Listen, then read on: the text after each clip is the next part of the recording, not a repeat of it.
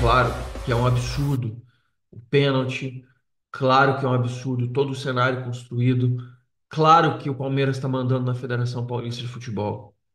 Claro que o Reinaldo Carneiro Bastos, visivelmente, ele mantém o Júlio Casares debaixo da asa dele, de acordo com a conveniência que ele tem. Claro que o Palmeiras está sendo privilegiado já faz tempo. Não à toa o Palmeiras está chegando aí mais uma final. Todos os anos o Palmeiras consegue fazer o que quer. As arbitragens. Não é a primeira vez que o Palmeiras tem facilitação de arbitragem, principalmente contra times pequenos. Agora, dessa vez contra o São Paulo foi uma coisa absurda. O tão absurdo de ontem é que eu acho que pela primeira vez em muito, muito tempo, eu consegui ver analistas de arbitragem, comentaristas que normalmente detonam o São Paulo, comentaristas que não gostam do São Paulo, comentaristas que normalmente sacaneiam o que aconteceu, as coisas que acontecem com o São Paulo, criticam o São Paulo, fazem um monte de coisa. A gente teve uma unanimidade tão gigantesca. E eu digo assim, unanimidade. Até o Marcos, que é ex-goleiro do Palmeiras e ídolo do Palmeiras, torcedores do Palmeiras falaram. Eu nunca tinha visto isso, juro. Nunca, nunca tinha visto uma coisa tão brutal, tão absurda, tão específica. Assim, sabe quando todo mundo parece que fala com a mesma voz? Eu nunca tinha visto uma coisa tão, uma maré tão que remasse tanto pro mesmo caminho.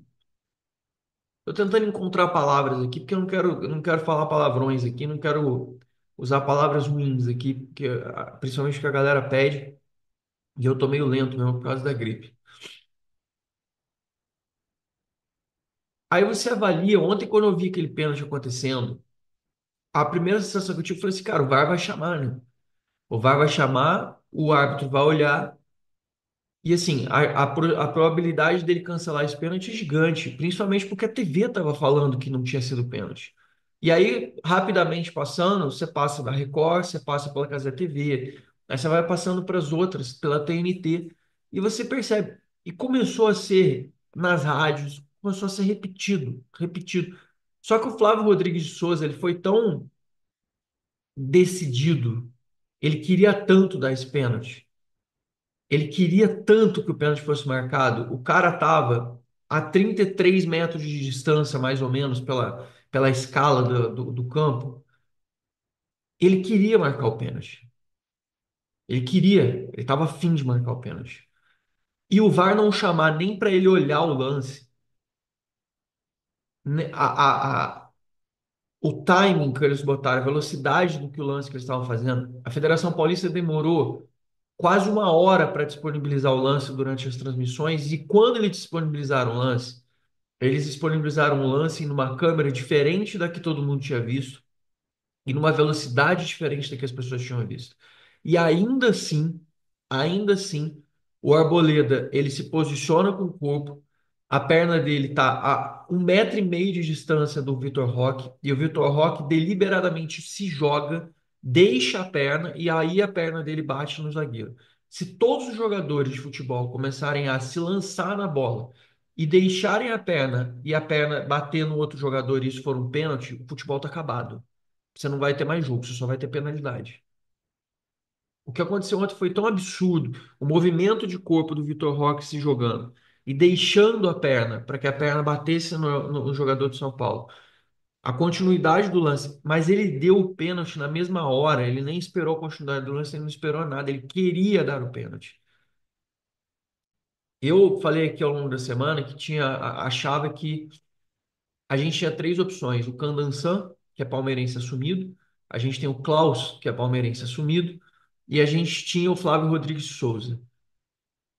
Só que o Flávio Rodrigues de Souza, ele, apesar de não ser a pior opção que a gente tinha disponível, a gente já vinha falando sobre as péssimas opções disponíveis que a gente tem na Federação Paulista de Futebol.